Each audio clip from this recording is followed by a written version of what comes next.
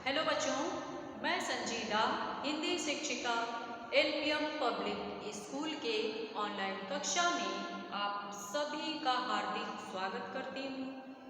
प्यारे बच्चों, आप सभी कैसे हैं? अच्छे हैं? ठीक है, तो चलिए इसी प्रकार हंसते मुस्कुराते रहिए, प्रसन्न रहिए। ठीक है, आज की कक्षा प्रारंभ करें। देखिए बच्चों,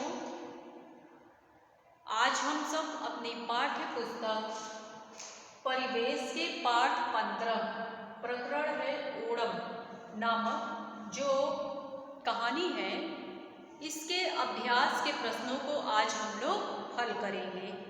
जैसा कि आप सब ने ओणम त्योहार के बारे में पढ़ा, तो ओणम का क्या अर्थ होता है? ओणम का अर्थ होता है श्रावण। ठीक है बच्चों, यह त्योहार श्रावण मास की शुक्ल त्रयोदशी को मनाया जाता है, इसलिए इस त्योहार को तिरुओणम भी कहते हैं। इस महीने में केरल का मौसम बहुत ही सुहावना हो जाता है और फसल कटने की खुशी में वहाँ के लोगों के मन में एक नई उमंग, नई आशा और नया विश्वास होता है। इस खुशी में लोग श्रावण देवता और फूलों की देवी की पूजा भी करते हैं। ठीक है बच्चों, ओणम त्योहार में लोग फूलों से रंगोली भी बनाते हैं। इस दिन नए नए कपड़े पहनते हैं, खूब विभिन्न प्रकार के पकवान भी बनते हैं। ठीक है, और यह त्योहार क्यों मनाया जाता है? यह त्योहार महाराजा बलि नामक एक राजा थे जो केरल राज्य में राज्य करते थे। उन्हीं के सम्मान में ये ओणम त्योहार मनाया जाता है। ठीक है बच्चों, कहा जाता है कि जो राजा महाबली थे, इन्होंने विष्णु जी से अनुमति मांगी थी कि मैं हर साल धरती पर जाऊंगा अपनी प्रजा को आशीर्वाद देने के लिए, और उन्हें अनुमति मिल गई और महाराजा महाबली, ठीक है, प्रतिवर्ष धरती पर आने लगे और उन्हीं के आने की खुशी में ही यह त्योहार मनाया जाता है। तो समझ में आ गया होगा आप सबको। चलिए अब हम लोग इसके कुछ अभ्यास के प्रश्नों को करते हैं। इसके शब्दार्थ और प्रश्नोत्तर को आप सब ने अपनी फेयर कॉपी में लिख लिया होगा। चलिए अब प्रश्न नंबर 2 देखिए। सही उत्तर चुनकर सही का निशान लगाना है। केरल में कौन सा राजा राज्य करता था? महाबली। इस पर आप लोग सही का निशान लगाइए। प्रत्येक नौका में कितने लोग बैठे थे? 30-40। टिक करिए। ओणम का त्योहार कौन से मास में मनाया जाता है? श्रावण।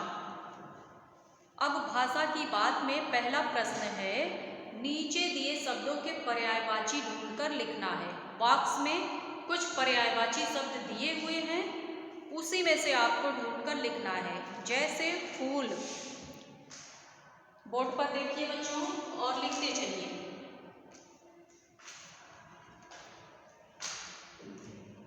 पहला प्रश्न है,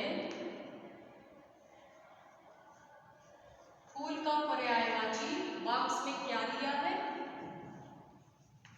पुष्प। ठीक है, इसके बाद वस्त्र। वस्त्र का पर्यायवाची क्या दिया है? कपड़े। सम्मान का क्या दिया है? आदर। लिखते चलिए बच्चों। त्योहार का क्या दिया है? पर्व। इसी प्रकार आशा, आशा का दिया है उम्मीद। आशा का उम्मीद।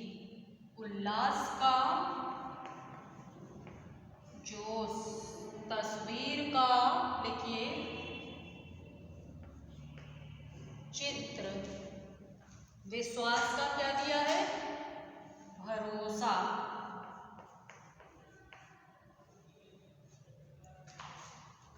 ठीक है।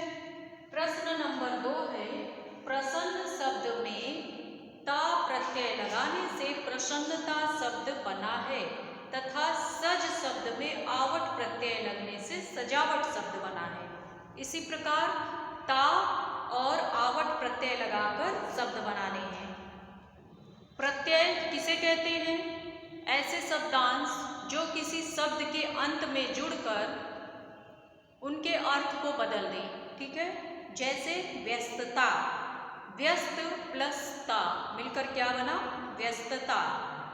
ऐसे ही आप सब लिखिए विशेषता, विशेष प्लस ता है तो आप लिखेंगे विशेषता। महानता, दिखावट, मिलावट, लिखावट। ठीक है बच्चों। तीसरा देखिए, विशेष्य शब्दों के लिए विशेषण शब्द लिखने हैं। जैसे वस्त्र, विशेषण आपको पता है, संज्ञा और सर्वनाम शब्द की विशेषता बताने वाले शब्द विशेषण कहलाते हैं।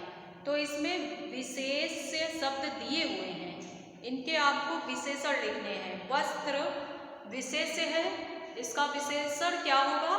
नए, नए वस्त्र। नए क्या है? वस्त्र की विशेषता बता रहा है। सौंदर्य, सौंदर्य का आप क्या लिखेंगे? चलिए लिखते चलिए। वस्त्र का है नए वस्त्र। सौंदर्य का लिख लीजिए अच्छा सौंदर्य। पकवान का लिख लीजिए मीठे पकवान। फिर है उमंग, उमंग का लिखिए नई उमंग। मौसम का ठंडा मौसम। वेशभूषा सुंदर। ठीक है। फिर है चौथा प्रश्न, दिए गए शब्दों को शब्दकोश के क्रम में लिखना है। शब्दकोश मतलब जैसे वर्णमाला में प्रत्येक वर्ण क्रम से आते हैं, पहले स्वर इसके बाद व्यंजन। ठीक है। तो ऐसे ही शब्दकोश के क्रम में आपको लिखने हैं। बॉक्स में कुछ शब्द दिए हैं, उन्हें आप शब्दकोश के क्रम में लिखेंगे। जैसे आप शुरुआत से पढ़ते चलिए अ आ ऐसे करके। तो आ से इसमें कुछ भी नहीं दिया है, आ से दिया हुआ है आकर्षण। चलिए यहाँ पर लिखते हुए चलिए, आ से दिया है आकर्षण, इसको आप लिखेंगे। आ के बाद ई कुछ नहीं दिया है, ऊ से दिया हुआ है उमंग, तो आप लिखेंगे उमंग। ऊ से एक और दिया है उपलक्ष्य, तो आप लिखेंगे उपलक्ष्य। रे से कुछ नहीं दिया है, ए ऐ ओ औ अह कुछ नहीं। फिर क से दिया है केरल, लिखिए केरल। इसके बाद ख से भी कुछ नहीं दिया है, ग घ अंग, च छ ज झ इया, ट ठ ड ढ अड़ कुछ नहीं दिया। त थ द ध न प से दिया है, देखिए पर्यटक। प से लिखिए पर्यटक। इसके बाद ह ब से दिया है बधाई, देखिए बधाई।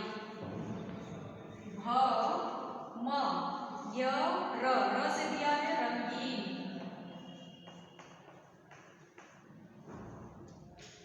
ल व से भी दिया है विश्वास, क्या दिया है? विश्वास। ये हो गए आपके शब्दकोश के क्रम में। पांचवा है मिलान करना है। अनेक शब्दों के लिए एक शब्द का उचित मिलान कीजिए। प्रकृति से संबंधित प्राकृतिक, देखने वाला दर्शक, मिलान करते रहिए। जिसका स्वाद अच्छा हो स्वादिष्ट, एक दूसरे से आगे निकलना क्या होगा? प्रतियोगिता, देश विदेश में घूमने वाला पर्यटक, कला दिखाने वाला कलाकार। फिर है प्रश्न नंबर 6, नीचे दिए शब्द जाल में से 10 त्योहारों के नाम ढूंढकर लिखने हैं। वर्ग में कुछ अक्षर दिए हैं, उसमें त्योहारों के नाम छुपे हुए हैं, तो आप त्योहारों के नाम ढूंढकर उस पर गोला बनाएंगे और उसे लिखेंगे। सबसे पहले आपका आएगा, चलिए लिखते हुए चलिए, छठा है क्रिसमस, लिखिए क्रिसमस। इसके बाद आया है लोहड़ी, इसके बाद है लोहड़ी, इसके बाद आया है ओणम। लिखते चलिए बच्चों, मात्रा पर विशेष ध्यान दीजिएगा। इसके बाद आया है रक्षाबंधन, फिर ईद, ठीक है। इसके बाद आया है पोंगल, पोंगल, दशहरा, इस पर आप गोला बनाते भी जाएंगे और लिखना भी है। फिर आया है दीपावली, दीपावली, और आया है गुरु पर्व, एक और आया है बैसाखी, ठीक है, बैसाखी आया है, बैसाखी। तो ये आपके 10 त्योहारों के नाम हो गए, ठीक है बच्चों। तो आप सब इसे अच्छे से अपनी फेयर कॉपी में लिख लीजिएगा। आज आपका ये पाठ समाप्त हो गया। तो चलिए अब आज के लिए बस इतना ही रहने दे रहे हैं, ठीक है बच्चों। फिर